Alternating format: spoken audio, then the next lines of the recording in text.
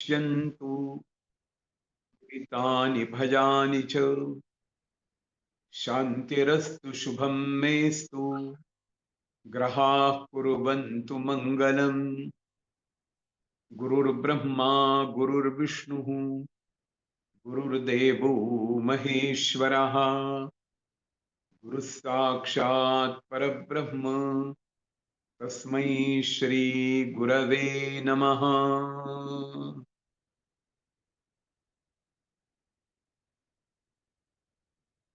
नमस्कार.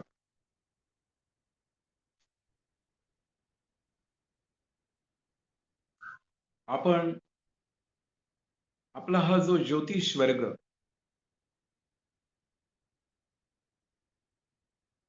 थोड्या थोड्या टप्प्यांनी पुढे पुढे चाललेले आहोत. मागल्या भागात आपण पंचांगाचा विचार केला. या पंचांगामध्ये सुद्धा आपण काय काय पाहिलं तर तिथी, वार, नक्षत्र, योग आणि करण अशी जी पंचांगाची 5 अंग असतात त्याचा आपण थोडक्यात विचार केला. अर्थात ही सगळी गोष्ट प्रारंभीची होती. आपल्याला प्रत्येक गोष्टीवर आणखीन थोडं थोडं सखोल अभ्यास करायचा आहे. पण पहिल्यांदा एक आपण फ्रेमवर्क म्हणतो ती गोष्ट आपल्या ध्यानात यायला पाहिजे आणि मग एकेका गोष्टीवर आपल्याला विशेष विचार करायचा आहे. त्याचबरोबर आपण एकूण संवत्सर किती असतात, की 60 संवत्सर असतात. त्या 60 संवत्सरांचा श्लोकही आपण पाहिला आणि त्या 60 संवत्सरांची सगळी नावंही पाहिली. त्याचबरोबर दक्षिणायन आणि उत्तरायण याचाही आपण मागल्या भागामध्ये विचार केला. एकूण संक्रांती होत असतात. प्रत्येक महिन्यात एक एक संक्रांत होती. त्याचाही आपण थोडक्यात विचार केला. आता आजचा जो भाग आहे याच्यामध्ये आपण 12 राशी, त्यांना 12 राशी असं म्हटलेलं आहे. या एकूण ज्या राशी आहेत, आपण कुणालाही विचारतो का हो तुमची कोणची रास आहे, की आपण सांगतो हा माझी सिंह रास आहे, माझी धनु रास आहे, माझी वृश्चिक रास आहे. कोणी म्हणतात माझी कन्या रास आहे, माझी मेष रास आहे, असं आपण लगेच सांगतो. पण एकूण या राशी तरी किती आहेत, तर या 12 राशी आहेत. आता या 12 ज्या राशी आहेत यांची एक संकल्पना केलेली आहे. म्हणजे आपल्या सगळ्यांच्या माहितीसाठी एक गोष्ट ध्यानात घ्या, की आपला जो सूर्य दिसतो, सूर्य तो मध्यात आहे आणि त्याच्या भोवती सगळे ग्रह फिरत असतात. पण हे सगळे ग्रह फिरतायत, सूर्य भगवान फिरतो आहे आणि तो फिरत फिरत असताना हे संपूर्ण जे त्याच्यावर जे आकाश आहे, आपण रात्री आकाशात पाहिलं तर किती तारका गण असतात, कितीतरी तारका असतात. बारीक बारीक छोट्या छोट्या लुकलुकत असतात आणि त्या असंख्य तारका आपल्याला पाहायला मिळतात. या संपूर्ण आकाशाचा एक गोल आहे, संपूर्ण अवकाश गोल. आणि हा जो संपूर्ण गोल आहे आणि याच्यामध्ये दिसणाऱ्या जो तारकांचा समूह आहे, अशाच प्रत्येक विशिष्ट तारकांच्या समूहाचा मिळून एक एक भाग केलाय. आपल्याला माहिती असेल की कोणताही गोल घेतला आणि त्याचे अंश किती असे जर आपल्याला विचारले, एक संपूर्ण वर्तुळ काढलं आणि हे किती अंशांचं आहे असं जर आपल्याला विचारलं, तर आपण सांगतो हे संपूर्ण वर्तुळ हे 360 अंशांचं आहे.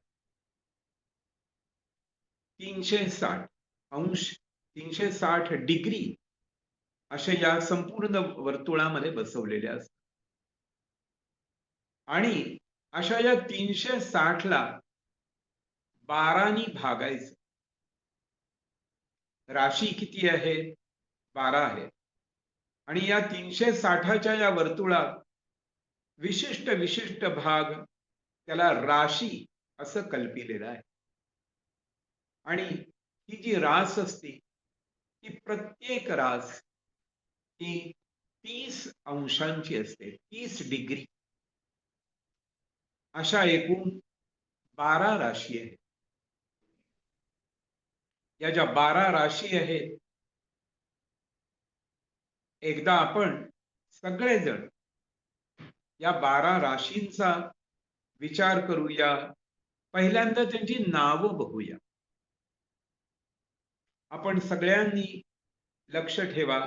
समोर आपल्या जे लिहिलेलं आलेलं आहे ते पहा आणि एक एक रास फक्त पहा आधी.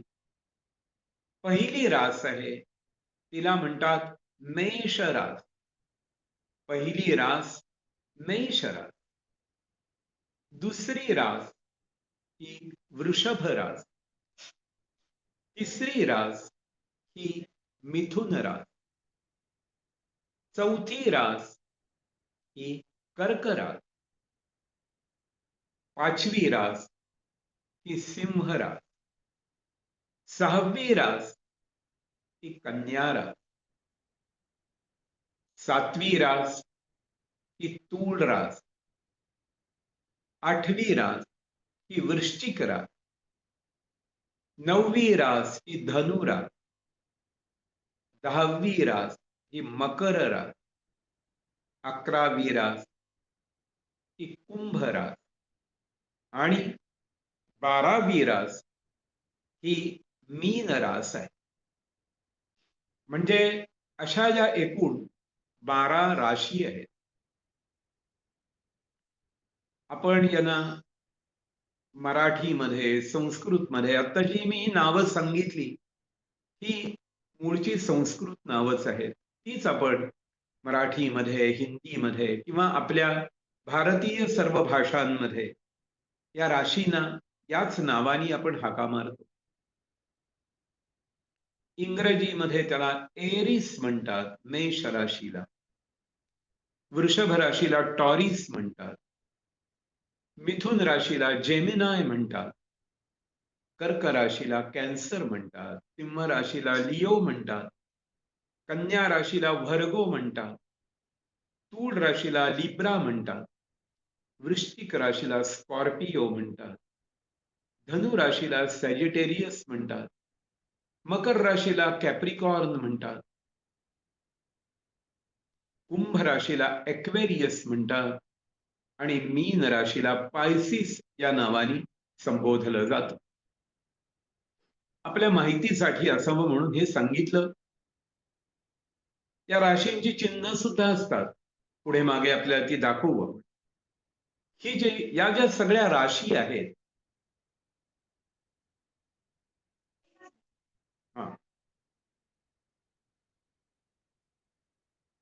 या 12 राशींची ही इंटरनॅशनल साइन म्हणूनही असतात. आणि या प्रकारे सुद्धा आपण राशी ग्रह असे मांडून त्याप्रमाणे आपल्याला ज्योतिष पाहता येतं. पण हे कॉम्प्लिकेटेड ज्या गोष्टी आहेत त्या आत्ता नकोत. आपण त्या थोड्या कालांतराने पाहू. आत्ता फक्त आधी राशींचा आधी विचार करूया. या 12 राशी मी आपल्याला आधी दाखवल्या. एकदा पुन्हा पहा. एक आकडा मेष, एक आकडा मेष, 2 आकडा वृषभ, 3 आकडा मिथुन, 4 आकडा कर्क, 5 आकडा सिंह, 6 आकडा कन्या, 7 आकडा तूळ, 8 आकडा वृश्चिक, 9 आकडा धनु, 10 आकडा मकर, 11 आकडा कुंभ आणि 12 आकडा मी. तुम्ही म्हणाल काय आम्ही लहान लहान मुलं आहोत का हो? तुम्ही हे काय सारखं सारखं सांगताय? 1 मेष, 2 वृषभ हे काय चाललंय? तर सज्जन हो, एकच गोष्ट लक्षात घ्या, की मी यातला कुठलाही आकडा एकदम उच्चारीन आणि त्यावेळी आपल्या समोर हे मकर लिहिलेलं असणार नाही. 9 आकडा मी उच्चारला, की त्याच्यासमोर धनु ही गोष्ट त्यावेळी लिहिलेली असणार नाही. पण मी यातला कुठलाही आकडा उच्चारला, तर त्यावेळी ती रास तुमच्या डोळ्यापुढे आली पाहिजे. म्हणून या सगळ्या राशी इतक्या पक्क्या डोक्यात बसवायच्या.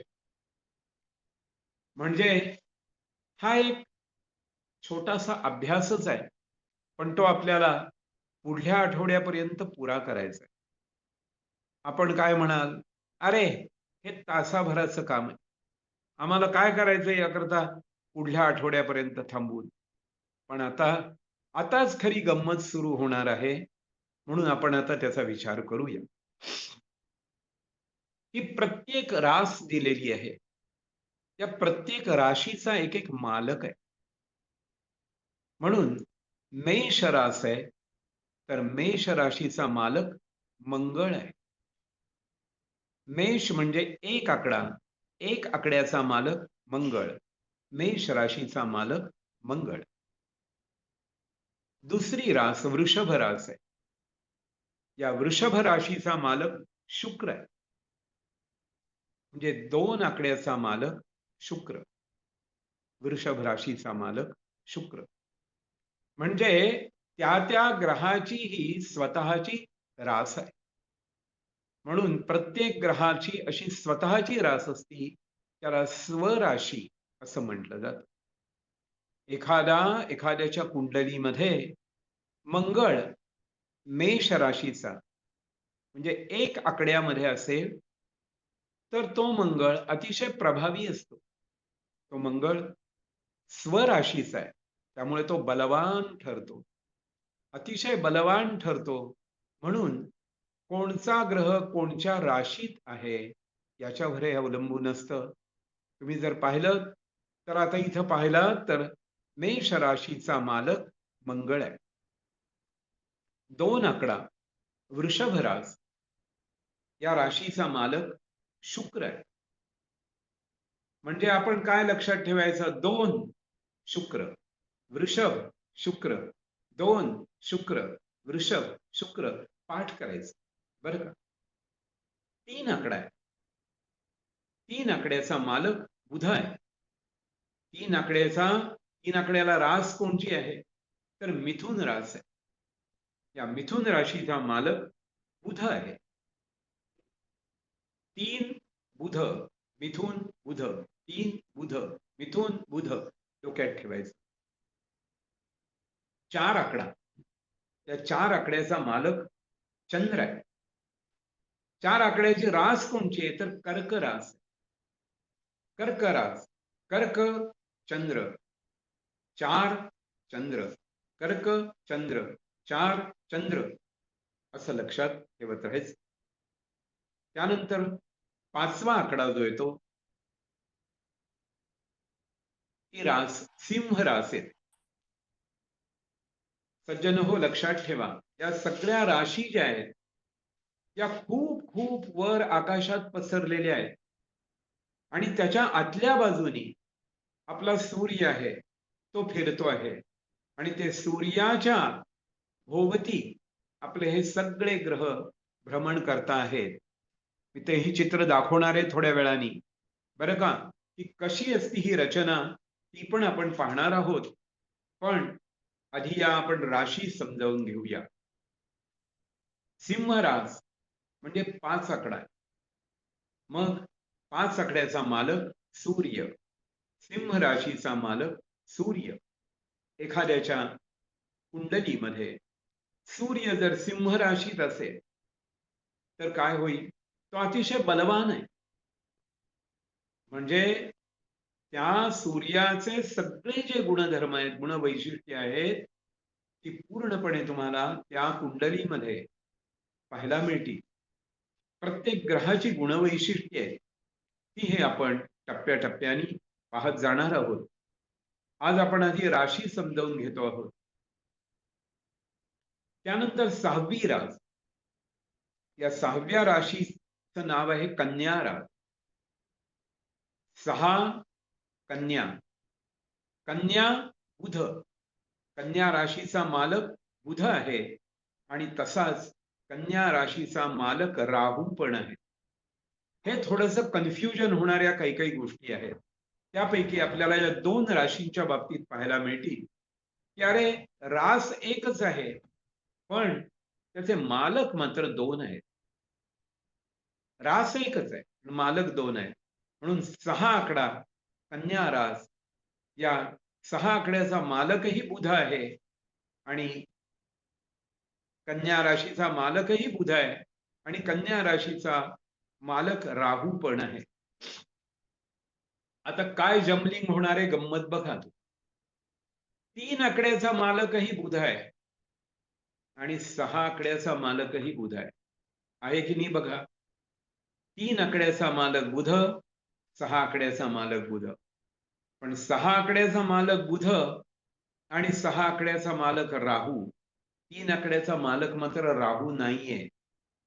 पण 3 आकड्याचा मालक बुध आहे आणि 3 आकड्याचा 6 आकड्याचा मालक बुधही आहे. दोन्हीकडेही बुध हा 2 राशींचा मालक झालेला आहे. बघा. त्यानंतर 7 आकडा बघा. 7 आकड्यामध्ये तूळ रास येते. तूळ रास. 7 आकडा. तूळ राशीचा मालक शुक्र आहे. 7 आकड्याचा मालक शुक्र आहे. तूळ राशीचा मालक शुक्र, 7 आकड्याचा मालक शुक्र. आता गंमत बघा तुम्ही. 7 आकड्याचा मालकही शुक्र आहे आणि 2 आकड्याचा मालकही शुक्र आहे. म्हणजे शुक्र हा 2 राशींचा मालक आहे. ती त्याची 2 घरं आहेत. एक वृषभ म्हणजे 2 आणि एक तूळ म्हणजे 7. या दोन्हीही राशींचा मालक कोण आहे? तर शुक्र आहे. ज्योतिषामध्ये गंमत आहे ती हीच आहे. राशी 12 आहे, ग्रह 9 आहे आणि त्यांना या राशी वाटून वाटून दिलेल्या आहेत. म्हणून वृषभ राशीचा मालक शुक्र आणि तूळ राशीचा मालक शुक्र. 2चा मालक शुक्र, 7चा मालक शुक्र. यानंतर पुढची रास आहे ती वृश्चिक रास. 8 आकडा. 8 मंगळ. वृश्चिक मंगळ. 8 मंगळ. वृश्चिक मंगळ. लक्षात ठेवायचं. 8 आकडा दिसला की आपल्या डोक्यात लगेच वृश्चिक रास आली पाहिजे. 8 वृश्चिक. 8 वृश्चिक. ही गोष्ट इतकी पक्की पाहिजे. 8 मंगळ. 8 मंगळ. ही पण गोष्ट डोक्यात राहिली पाहिजे. आणि 8 वृश्चिक ही पण राहिली पाहिजे. प्रत्येक रास जी आहे त्या राशीची काहीतरी गुणवैशिष्ट्ये आहेत. आता गंमत बघा. मेष रास म्हणजे 1 नंबर, याचाही मालक मंगळ आहे आणि वृश्चिक रास 8 नंबर, याचाही मालक मंगळ आहे. 1 8 मंगळ. 1 8 मंगळ. 1 मेष वृश्चिक मंगळ. 1 8 मंगळ. मेष वृश्चिक मंगळ. आपण डोक्यात बसवायचं हे. इतकं पक्क बसलं पाहिजे बघा. त्यानंतर पुढची रास आहे ती धनु रास आहे. 9 आकडा. 9 धनु आणि गुरु. 9 गुरु, धनु गुरु. 9 गुरु, धनु गुरु. 9 आकडा. या 9 आकड्याचा मालक गुरु आहे. धनु राशीचा मालक गुरु आहे. त्यानंतर पुढची रास आहे ती मकर रास. 10 आकडा. 10 आकड्याचा मालक शनी आहे. मकर राशीचा मालक शनी आहे. 10चा मालक शनी मकरेचा मालक शनी. 10 शनी, मकर शनी, 10 शनी, मकर शनी. आणि 11वी जी रास आहे तिचं नाव कुंभ रास आहे. 11 शनी, कुंभ शनी, 11 शनी, कुंभ शनी. आता इथं काय झालंय बघा, मकर आणि कुंभ या दोन्हीही राशींचा मालक शनी आहे. 10 11 शनी, मकर कुंभ शनी, 10 11 शनी, मकर कुंभ शनी. आणि मग त्यानंतर पुढची रास आहे ती 12वी रास, शेवटची रास. या राशीचं नाव आहे मीन रास. 12वी रास, मीन रास. तिचा मालक गुरु आहे आणि याच राशीचा मालक केतू पण आहे. म्हणून इथं माझ्या डोक्यात काय असणार आहे, 12 गुरु, 12 केतू, मीन गुरु, मीन केतू, 12 गुरु, 12 केतू, मीन गुरु, मीन केतू. आता गंमत बघा, पुन्हा पुढे मागे जा. 9 आकडा धनुरास, तिचा मालकही गुरु आहे. आणि 12 आकडा मीन रास, याही राशीचा मालक गुरु आहे. पण मीन राशीचे मालक 2 आहेत, गुरु आणि केतू. पण धनु राशीचा मालक मात्र एकटाच आहे आणि तो गुरु आहे. आणि मीनेचे मात्र 2 मालक आहेत, गुरु आणि केतू. सज्जन हो, आपण बघा की आता आपण या राशी पाहिल्या, त्यांचे स्वामी, प्रत्येक राशीचा मालक पाहिला. पण आता एकदम झटकन आपल्याला विचारलं, डोळे मिटायचे आणि मी पट्टीशी विचारलं, का हो, वृषभ राशीचा मालक कोण? तर वृषभ रास म्हणजे काय हे आपल्याला आधी डोक्यात असलं पाहिजे. वृषभ म्हणलं की 2 आकडा समोर दिसलाच पाहिजे. सिंह म्हणलं की 5 आकडा डोळ्यापुढे आलाच पाहिजे. कन्या म्हणलं की 6 आकडा डोळ्यापुढे आलाच पाहिजे. म्हणजे या राशी आहेत ना, या आपल्या चिदाकाशामध्ये, आपल्या मस्तकामध्ये या राशी, हे ग्रह, त्यांचे स्वामी हे असे कोरून ठेवायला लागतात. म्हणून कुठलीही रास एकदम विचारली, का हो, कुंभ राशीचा मालक कोण, असं एकदम विचारलं तर लगेच उत्तर आलं पाहिजे, शनी. मग मकरेचा कोण? हो, शनी. मकर कुंभ शनी. अशा पद्धतीने आपल्याला या सगळ्या राशी, तुम्ही म्हणाल किती सोपं आहे, किती सोपं आहे. 12च राशी आहेत की नाही? फक्त 12 राशी आहेत आणि 9 ग्रह आहेत. मग काय अवघड आहे? म्हणून लक्षात ठेवा, 1-8 मंगळ, मेष वृश्चिक मंगळ, 1-8 मंगळ, मेष वृश्चिक मंगळ, 2-7 शुक्र, वृषभ तूळ शुक्र, 2-7 शुक्र, वृषभ तूळ शुक्र, 3-6 बुध, 3-6 बुध, 3-6 बुध, मिथुन कन्या बुध, 3-6 बुध, मिथुन कन्या बुध, 4 चंद्र, 4 चंद्र, कर्क चंद्र, 5 सिंह सूर्य, 5 सूर्य, सिंह सूर्य. आपल्या लक्षात आलं असेल की सूर्याला फक्त एकच रास दिलेली आणि चंद्रालाही फक्त एकच रास दिलेली.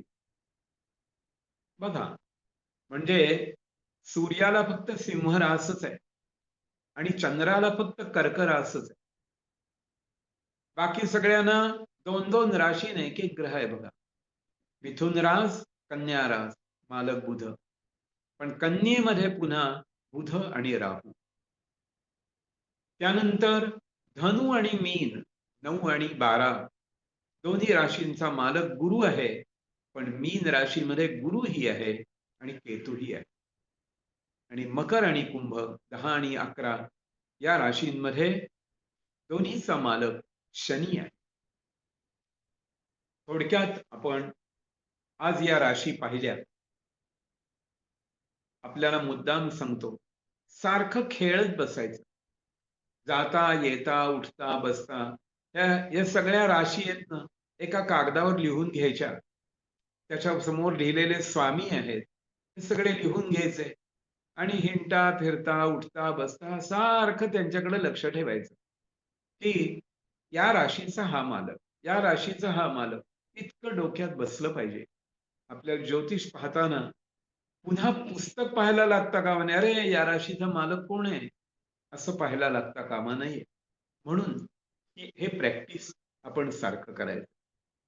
आता आपण थोडेसे पुढे जाऊया आणि या प्रत्येक राशीवर आपल्याला आता थोडा थोडा विचार करायचा. प्रत्येक राशीवर आपण विचार करणार आहोत. आपल्यापैकी ज्यांनी वही, कागद, पेन घेऊन बसलेले असतील, त्यांनी जे पाहिजे, आपल्याला पाहिजे ती नोट किंवा काय जी गोष्ट आहे ते लिहून ठेवा. आपल्याला PDF तर मिळणारच आहे. प्रत्येक राशीची याची माहिती ही मिळणारच आहे. तीही पाहायची. आपली आपण वाचून वाचून पुन्हा पुन्हा पाहायची. पण तत्पूर्वी आता मी आपल्याला एकेका राशीचं थोडंसं वर्णन सांगणार आहे. ही रास कशी असते, काय काम करते, याचा आपण हळूहळू विचार करणार आहोत. तर आता पहिल्यांदा आपण पहिली रास पाहूया. ही हिचं नाव आहे मेष रास. त्याचा जो श्लोक आहे तो मी म्हणतो. तो काही तुम्ही सगळे पाठ करा असं माझं म्हणणं नाही. पण मी आपल्याला ज्याप्रमाणे PDF देणार आहे, त्यावेळी या श्लोकांचे व्हॉइस मेलही आपल्याला देणार आहे. आपल्याला इच्छा असेल तर आपण ते श्लोक पाठ करू शकता. आपल्याला त्याचे प्रत्येक राशीचे गुणधर्म एका श्लोकात सापडतात. ही जी खाली लिहिलेली सगळी माहिती आहे, ती फक्त नुसत्या एका श्लोकामध्ये मिळते. म्हणून मी एकदा श्लोक फक्त म्हणतो. उमांश्चरोऽग्निः सुदृढश्चतुष्पात् रक्तोष्णपित्तोतिरवोद्रिरुग्रः पीतो दिनं प्राग्विषमोदयोल्पः संगप्रजोरुक्षनृपस्तमोजः. अज, अज म्हणजे मेंढा. या ज्या सगळ्या राशी आहेत ना, यांची एक एक चित्र झाली आहेत तयार. म्हणजे आकाशात या ज्या काही तारका आहेत, आमचे जे ऋषी होते, पराशर ऋषी होते किंवा बृहज्जातक ज्यांनी लिहिलं ते वराह मिहिर होते, ते आकाश दर्शन करत बसायचे आणि त्यांना त्या आकाशात या विशिष्ट तारकांचे समूह पाहून त्यांना तिथं काही प्राणी किंवा काही वेगळ्या वेगळ्या आकृती दिसत्या आणि त्याच आकृतींची नावं त्यांनी या राशीनं दिलेली आहे. म्हणून अज म्हणजे मेंढा, मेष. बरं का? आता मेंढ्याच्या आकृतीची ही रास आहे. मग आता ही रास कशी आहे? तर ही रास पुरुष रास आहे. म्हणजे गंमत आहे बरं का, की या राशींमध्ये सुद्धा स्त्रिया आणि पुरुष असे प्रकार आहेत बरं का. राशींमध्ये आहेत, ग्रहांमध्ये आहेत. तर अज म्हणजे मेंढा आणि ही पुरुष रास आहे. ही चर रास आहे. आता एक लक्षात ठेवा, आपल्याला पुढे ही माहिती सारखी येतच जाणार आहे. तर चर म्हणजे काय? तर हे 3 प्रकार आहेत. एक म्हणतात चर रास, दुसरीला म्हणतात स्थिर रास आणि तिसरीला म्हणतात द्विस्वभाव रास. चर याचा अर्थ चंचल आहे, हलणारी आहे. या राशीची माणसं सुद्धा असतात, ती चर स्वभावाची असतात, चंचल स्वभावाची ही माणसं असतात या राशीच्या. चर रास. मेष राशीमध्ये माझा चंद्र आहे आणि विचारलं का हो तुमची रास कोणची आहे? तर तुम्ही म्हणाल हो माझी मेष रास आहे. म्हणजे ती चर रास, ती हलणारी आहे, चंचल रास. या प्रत्येक राशीला एक एक विशिष्ट तत्व आहे. तसं या मेष राशीचं तत्व आहे ते अग्नी तत्व आहे. अग्नी तत्व म्हणजे जरा तापट स्वभाव असतो, चिडका स्वभाव असतो, शीघ्र कोपी स्वभाव असतो. लगेच चिडतात, लगेच गरम होतात. आणि मेंढा आहे की नाही, लगेच टक्कर घेणार डोक्यानी बरं का, धडक मारणार, मागला पुढला विचार न करता धडक मारणार. मेंढा, एडका म्हणतात त्याला, मेंढा, तो लगेच जाऊन तुम्हाला धडक मारणार. म्हणजे अग्नितत्व हे त्या ठिकाणी आहे, लगेच चिडतो आणि अंगावर येतो. ही जी क्रिया आहे ही या मेष राशीमध्ये आहे. सज्जन हो, आपण अभ्यास करतो आहोत, टप्प्याटप्प्याने जातो आहोत. नाहीतर व्हायचं काय, की तुम्ही आपापल्याच कुंडल्या बघायला लागणार आणि लगेच सुरुवात करणार आणि घरामध्ये भांडणं लागायची नसलेली. तर तसं नका मात्र करू, की घरात बायकोची मेष रास असेल आणि तुमची दुसरी कुठली रास असेल, की झाली. तुझी रास अशी आहे, तुझा स्वभाव असा आहे, लगेच असं नाही करायचं बरं का. हे आपण प्राथमिक माहिती घेतोय. ज्योतिष हे खूप मोठा विषय आहे. अरे माझी 45 वर्ष त्यात गेली. पण अजून काही फार येते असं नाहीये. अभ्यास खूप करायला हवाय. हे खूप मोठं शास्त्र आहे. मग आम्हाला 6 महिन्यात येईल का हो? नक्की थोडं-थोडं येणार. नक्की आपल्याला कुंडली बघायला येणार. नक्की आपल्याला काही-काही गोष्टी समजायला लागणार आणि त्याच्या पुढचा अभ्यास आपला आपण वाढवत न्यायचा असतो. अनेक कुंडल्या बघितल्यानंतर आपल्याला अनुभवानी येणारं ज्ञान हे आणखीन वेगळं असतं आणि ते आपण प्रत्येकाने प्राप्त करायचंय. म्हणून ही मेष रास आहे, ही चर रास आहे आणि ही अग्नी रास आहे. नुसत्या एक आकड्याभोवती आपण किती फिरतोय लक्षात घ्या बरं का. मगाशी आपण या 12 राशी नुसत्या पाहिल्या. पण आता त्यातली एकच रास घेतली आहे आणि आता आपण त्याच्या भोवती रुंजी घालायला लागलोय. आपण आता त्याच्या भोवती फिरायला लागलोय. म्हणून आता काय करायचं? मेष रास, अग्नी रास, मेष रास, चर रास, मेष रास, राशीचा मालक मंगळ होता बघा. मेष रास एक आकडा होता. लक्षात ठेवा. हा माणूस जो असतो, मेष राशीचा माणूस हा सुदृढ शरीराचा असतो. मेंढ्या असतात की नाही, मेंढ्या किंवा बोकड वगैरे हे असतात, हे प्राणी कुठेही जातात डोंगरावर. अगदी एखाद्या डोंगराच्या शिखरावर जाऊन तिथलं गवत खायला जातात. आपल्याला भीती वाटते, अरे पडेल-बिडेल की काय? पण नाही. त्याचं शरीर इतकं सुडौल असतं, व्यवस्थित असतं. पडणार-बिडणार नाही, पुन्हा व्यवस्थित परत येईल. सुदृढ शरीराचा माणूस असतो मेष रास. ही रास ही चतुष्पाद रास आहे. याच्यामध्ये द्विपाद, चतुष्पाद वगैरे असेही प्रकार आहेत. चतुष्पाद काय आहे? तर मेंढ्याला 4 पाय असतात. म्हणून ही रास जी आहे ती चतुष्पाद रास आहे. आणि या राशीचा रंग जो आहे तो लाल रंग आहे. रक्तवर्ण आहे. लाल रंगाची ही रास आहे. त्यामुळे मेष राशीची माणसं चिडली-बिडली ना, की लाल बुंद होतात लगेच. कानशीला लाल बुंद होतात. तो माणूस काळा असू दे नाहीतर गोरा असू दे. पण त्यातल्या त्यात पुन्हा त्याचं रक्त उसळतं आणि तो लाल-लाल दिसायला लागतो. याचा स्वभाव उष्ण स्वभाव आहे. अग्नितत्व पहिल्यांदा सांगितलं. त्यामुळे या राशीचा स्वभाव सुद्धा उष्ण स्वभाव आहे. गरम स्वभाव आहे. आणि म्हणून आपल्याकडे आयुर्वेदामध्ये सुद्धा जे 3 प्रकार दिले, कफ, वात आणि पित्त असे जे प्रकार दिलेले आहेत, त्याच्यात ही माणसं पित्त प्रकृतीची असतात. आपण म्हणतो ना, एखाद्याचं पित्त खवळलं, असा आपण शब्द वापरतो. चिडला ना माणूस, पित्त खवळलं. पित्त प्रकृतीचा माणूस लगेच गरम होतो आणि लगेच चिडतो. आणि या मेष राशीची माणसं मोठ्या मोठ्याने बोलणारी असतात. मोठ्यांदा आवाज काढतात. शब्द मोठ्यांदा करणारे असतात.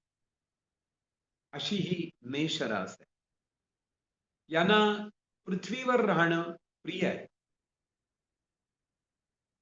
अहो, तुम्ही आम्ही सगळेच पृथ्वीवर राहतोय. पृथ्वीवर राहणं प्रिय काय? आपण सगळेच पृथ्वीवर राहतोय.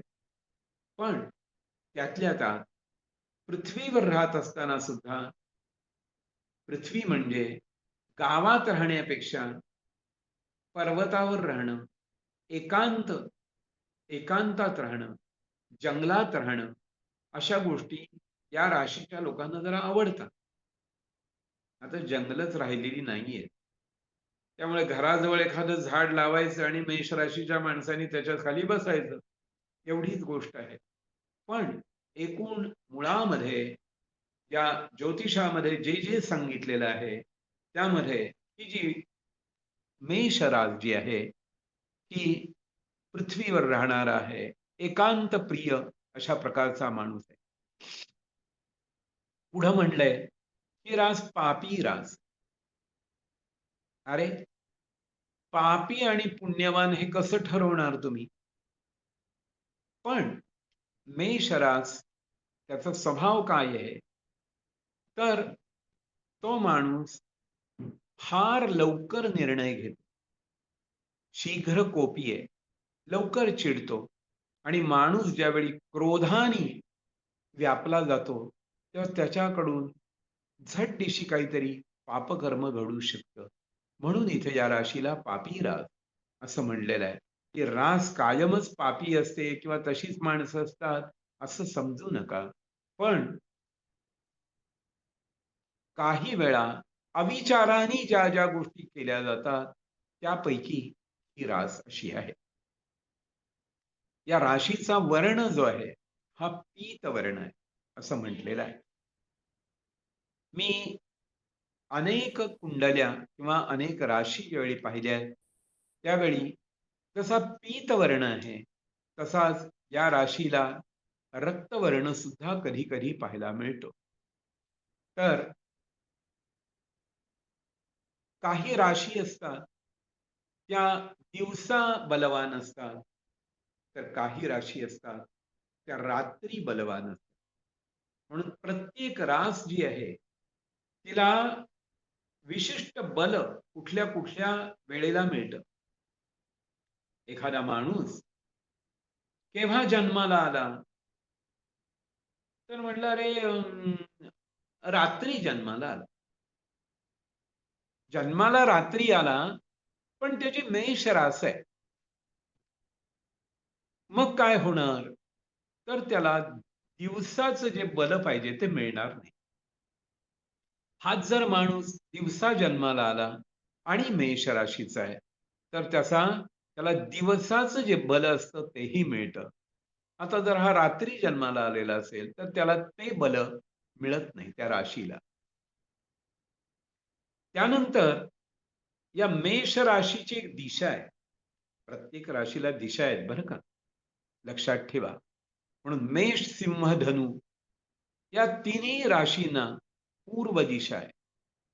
मेष, सिंह, धनु लक्षात ठेवा. मी याचं सगळं कोष्टक देणार आहे आपल्याला मागून बरं का.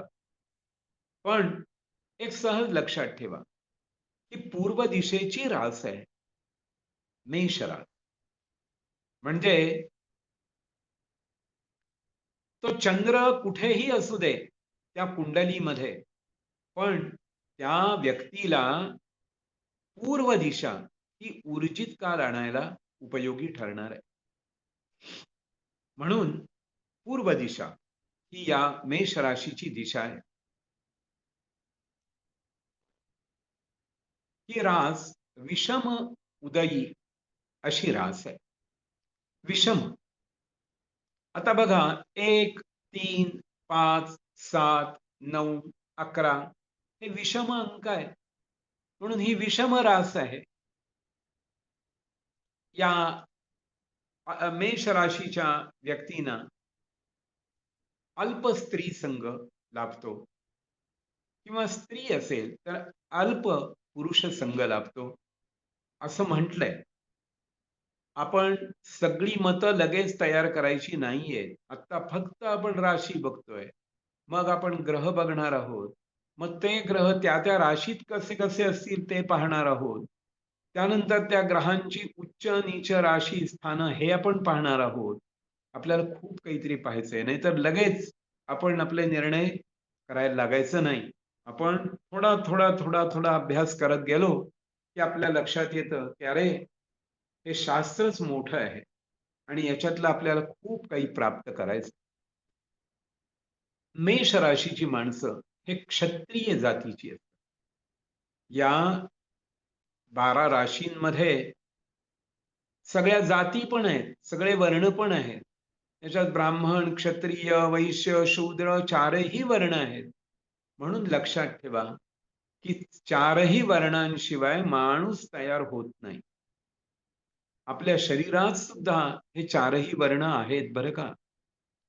म्हणून कुणी कुणाला कमी लेखायचं नाही. मी ब्राह्मण आहे, मी क्षत्रिय आहे, म्हणून मी मोठा आहे, असं बिलकुल समजायचं नाही. कारण तुमच्या शरीरात चारही वर्ण आहेत. आमच्याकडं पुरुष सूक्तानी सांगितलेलं आहे. ब्राह्मणोस्य मुखमासीत, बाहुराजन्यः कृतः, ऊरू यद्वैश्यः, पद्भ्याग शूद्रो अजायता. प्रत्येक माणसाचं मस्तक जे आहे, मानेपासूनचा डोक्याचा भाग आहे, हा प्रत्येक माणसाचा ब्राह्मण भाग आहे. कारण या भागाने तुम्ही चिंतन करता, विचार करता, बोलता, खाता, पिता, हा सगळा भाग आहे, हा ब्राह्मण भाग आहे तुमच्या सगळ्यांचा. मग ती बाई असू दे, बुवा असू दे, लहान मूल असू दे, पुरुष असू दे, स्त्री असू दे, कुणीही असू दे, आपल्या मानेनंतरचा वरचा भाग हा ब्राह्मण आहे. आपले हात आहेत, आपल्या शरीराचा छातीपासूनचा सगळा जो भाग आहे, आपले दोन्ही हात आहेत, हा क्षत्रिय भाग आहे. तुमच्या आमच्या सगळ्यांचं पोट आहे, हा वैश्य भाग आहे. आणि कमरेपासून खालचा सगळा भाग हा शूद्र भाग आहे. पण सज्जन हो, लक्षात ठेवा, पायात काटा मोडला ना, तर पाणी डोळ्यातून येतं. आणि "अगं आई गं" म्हणून माणूस ओरडतो, तो तोंडाने ओरडतो, पायाला ओरडता येत नाही. पण काटा पायात मोडलेला असतो. म्हणून या चारही ज्या जाती आहेत, ब्राह्मण, क्षत्रिय, वैश्य, शूद्र, या चारही जाती या राशींमध्ये सुद्धा वाटून दिलेल्या आहेत, विभागलेल्या आहेत. त्यापैकी क्षत्रिय जाती ही या मेष राशीची जाती आहे. क्षत्रिय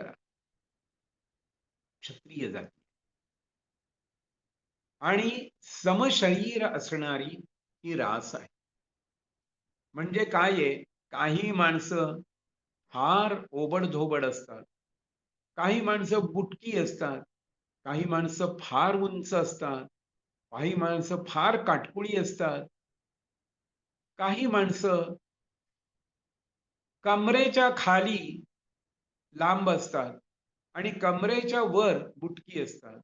काही माणसं कमरेवरच्या वर मोठी असतात आणि कमरेच्या खाली बुटकी असतात. अशी शरीराची आपण रचना पाहिली तर अनेक प्रकारांनी असते. पण इथे वापरलेला शब्द आहे समशरीर असणारी. म्हणजे नाभीपासून वर आणि नाभीपासून खाली दोन्हीकडेही ही माणसं समशरीर असतात. म्हणून अशी ही रास आहे, मेष रास आहे. सज्जन हो, ही रास जी आहे, तिचा मालक कोण आहे? तर मंगळ आहे. मगाशी मी आपल्याला सांगितलं तर मेष एक आकडा, मालक मंगळ. पुन्हा सांगतो, 1-8, 1-8, मेष वृश्चिक, स्वामी मंगळ. 1-8, स्वामी मंगळ. पुमांश्चरोऽग्निस्तुदृढश्चतुष्पाद, रक्तोष्णपित्तोऽतिरवोऽत्रिरुग्रः, पीतो दिनं वाग्विषमोदयोऽल्पः, संगप्रजो वृक्षनृपस्तमोजः. हे वर्णन जे आहे, आपल्याकडे या ज्योतिषावर अनेक ग्रंथ आहेत आणि या वेगवेगळ्या ग्रंथांमधून हे सगळं वर्णन एकत्र करून आपल्या पुढं ठेवायचा आम्ही प्रयत्न करणार आहोत. आपल्याला याच मेष राशीचं आणखीन वर्णन पाहायचं आहे आणि मग पुढे पुढे पुढे पुढे जायचं आहे.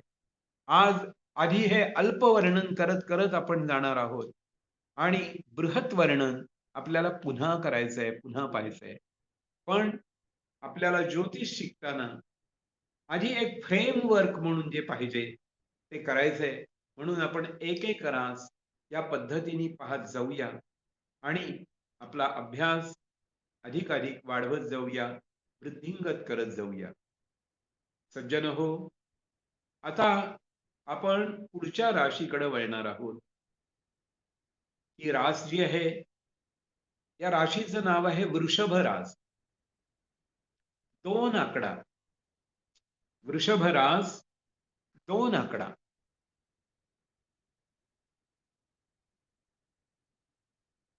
या राशीचा मालक ग्रह शुक्र आहे बरं का. मग शुक्र आणखीन कुठल्या राशीचा मालक आहे? तर शुक्र तूळ राशीचाही मालक आहे. म्हणून काय लक्षात ठेवायचं? वृषभ तूळ शुक्र 2 7 शुक्र, वृषभ तूळ शुक्र 2 7 शुक्र, असं सारखं पाठ करत राहायचं. डोक्यात बसलं पाहिजे जाऊन.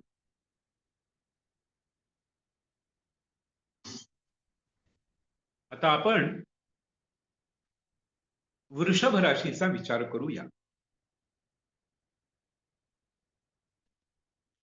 वृषस्थिरस्त्री क्षितिशीतरुक्षो याम्येद्भुभुर् याम्येत्सुभुर्वायुनिशा चतुष्पात्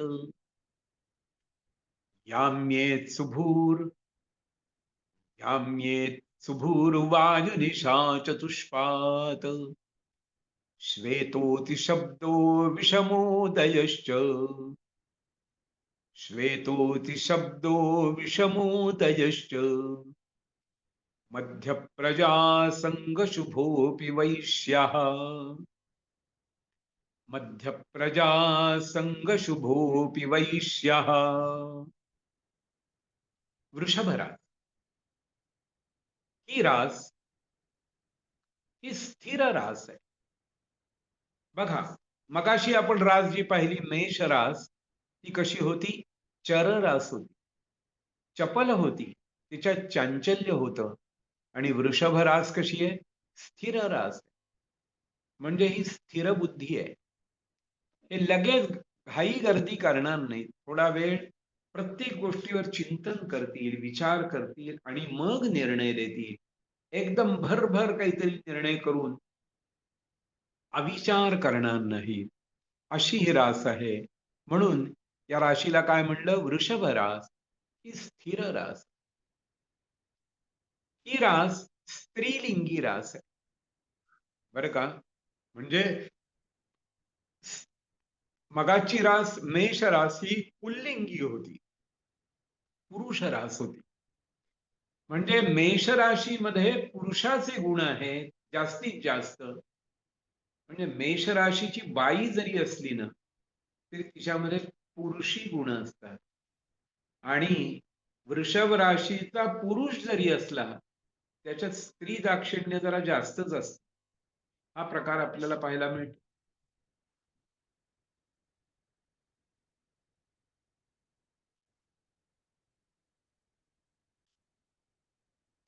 ही रास स्त्रीलिंगी रास आहे. ही रास पृथ्वी तत्वाची रास. मगाची रास जी आपण पाहिली मेष रास ही अग्नी तत्वाची होती आणि वृषभ रास ही पृथ्वी तत्वाची रास. म्हणून लक्षात ठेवा, आमच्याकडं 4 तत्व या 12 राशींमध्ये वाटून दिलेली आहेत बरं का. अग्नी तत्व, पृथ्वी तत्व, वायू तत्व आणि जल तत्व असं हे वाटून दिलेलं आहे. अगं वेदिका, तू मिथून काढलेस, वृषभच ठेव. हं, हं. तर अशी ही पृथ्वी तत्वाची वृषभ रास आहे. या राशीचा स्वभाव शीतल स्वभाव आहे. मेष कशी होती?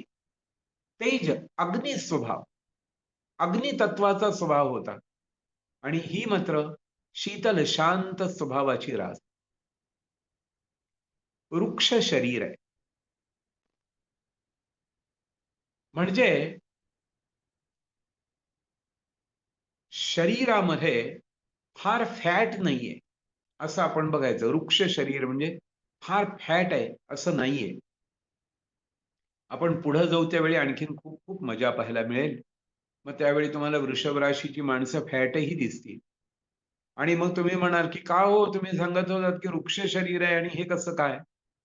तर त्याकरता आणखीन जी वेगवेगळी कारणं आहेत, ती आपल्याला पाहायला मिळतील. वृषभ रास ही दक्षिण दिशेची आहे. पहिली आपण मेष पाहिली, ती पूर्व दिशेची होती. म्हणून मेष, सिंह, धनु या पूर्व राशीच्या आहेत. पूर्व दिशेच्या आहेत. म्हणजे दिशेचं बल या राशीला दक्षिण दिशेकडून मिळतं. म्हणून वृषभ, कन्या, मकर या 3 राशी वृषभ, कन्या, मकर या दक्षिण दिशेच्या राशी आहेत. वृषभ, कन्या, मकर या पृथ्वी तत्वाच्या राशी आहेत. तर त्यापैकी वृषभ दक्षिण दिशा या राशीचा स्वामी आहे. या वृषभ राशीचा मालक शुक्र आहे. बघा, ही रास स्त्रीलिंगी आहे आणि शुक्र हा ग्रह सुद्धा स्त्रीलिंगी ग्रह आहे बरं का. तो काही पुल्लिंगी नाही, तो स्त्रीलिंगी आहे. आता या वृषभ राशीची माणसं जी असतात ना, सुंदर जागेत राहतात. छान 5 स्टार बरं का. यांचं सगळं राहणं असतं ना, उत्तम छान जागेत राहणार आहे. आजूबाजूचा परिसर अतिशय छान आहे, सुंदर आहे. जंगल आहे, वन आहे, सुंदर हवा आहे, भरपूर ऑक्सिजन आहे, आजूबाजूला पाणी आहे. खूप छान. पक्षी येतायत, प्राणी येतायत. अशा प्रकारचं वर्णन या राशीचं दिलंय. हे आता सध्याच्या काळात वापरायला जरा अवघड आहे. मला मान्य आहे. आपण पुण्यात राहत असाल आणि मुंबईत राहत असाल, कुठली झाडं अन कुठलं काय. पण त्यातल्या त्यात सुद्धा बऱ्या वस्तीत राहणारी मंडळी जी असतात, ती वृषभ राशीची माणसं आपल्याला पाहायला मिळतात. तर सुंदर भूमीत राहणारा याचा एवढाच हे अर्थ घ्यायचा. आता काय आहे, पसरलेली जागा कमी झाली आहे म्हणून लोकं आता वर मजले बांधतायत. मग त्यामुळे वृषभ राशीचा एखादा माणूस आहे, तो म्हणेल आपण 17व्या मजल्यावर राहूया. म्हणजे आपल्याला चांगली शुद्ध हवा मिळेल, असा त्याचा गैरसमज असतो आणि तो तिथं राहायला जातो अशी गोष्ट होईल. कारण सध्या शुद्ध हवा मिळणं, शुद्ध पाणी मिळणं सगळंच जरा दुर्लभ आहे, मला मान्य आहे. पण आपण ज्योतिषशास्त्राचा अभ्यास करत असताना एवढंच बघायचं, की अरे त्यातल्या त्यात तो कुठं राहतोय? एवढा विचार करायचा आणि त्या राशीची बळं त्याला प्राप्त होतायत की नाही, हे आपण पाहून घ्यायचं. या राशीला रात्री बल प्राप्त आहे.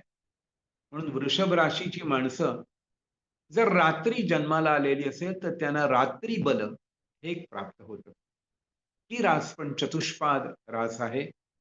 बैल 4 पाय असतात, मेंढा 4 पाय असतात म्हणून चतुष्पाद रास आहे. या राशीचा रंग जो आहे शुक्ल वर्ण, पांढरा स्वच्छ वर्ण आहे. शुक्ल वर्ण. अधिक शब्द बोलणारा. बघा, मगाशी मेष रास होती, कमी बोलणारा होता. आणि या वृषभ राशीच्या माणसांना गप्पा मारायला इतकं आवडतं बरं का. म्हणजे एखादं काम करायला, एखादी वस्तू आणायला दुकानात जातील. अहो, ते दुकानदाराशीच 15 मिनिटं बोलत बसतील. यांच्याकडे गेलं पोस्टमन आला ना, तरी सुद्धा त्याच्या घरची चौकशी करत असतील. घरी कोण-कोण आहेत? आणखीन कोण काय करतं? प्रत्येकाशी बोलायला आहे ना फार आवडतं. अशी ही रास आहे. म्हणजे बोलकी रास आहे. बरं का. विषम उदय असणारा आणि पुन्हा मध्यम प्रजा असणारा. म्हणजे मगाशी आपण मेष राशीत बघितलं, की अल्प प्रजा आणि इथे मध्यम प्रजा. म्हणजे मेष राशीच्या माणसाला जर एकच पोर असेल, तर वृषभ राशीच्या माणसांना मध्यम प्रजा म्हणजे 2-3 असतील. पूर्वी आमचा आशीर्वादच होता अष्टपुत्रा सौभाग्यवती भव. म्हणजे कमीत कमी 8 पोरं होऊ देत. असा आशीर्वाद होता त्यावेळी. आत्ता करता नाहीये तो विषय. पण मध्यम प्रजा असणारी अशी ही लोकं आहेत वृषभ राशीची. आणि जातीने ही रास जी आहे, ती वैश्य धर्माची. मगाशी आपण मेष रास पाहिली ती क्षत्रिय वर्णाची होती आणि वृषभ रास ही वैश्य वर्णाची आहे. म्हणजे वणिक वृत्ती, बार्गेनिंग हे यांच्या रक्तात असतं बरं. यांना कोणीही किती किंमत सांगितली, "का हो बाजारात गेला, तुम्ही विचारलं कोबी कसा दिला?" तर त्या माणसाने सांगितलं, की "काही नाही बाबा, ₹100 किलो आहे." बाकीची माणसं येतील, ₹100 देतील, घेऊन जातील. हा वृषभ राशीचा माणूस येईल, "का हो, ₹10 कमी नाही का करणार? 1 किलो घेणार आहे, कमी करा की." हे जरा वणिक वृत्ती जी आहे की नाही, ती डोकं वर काढते.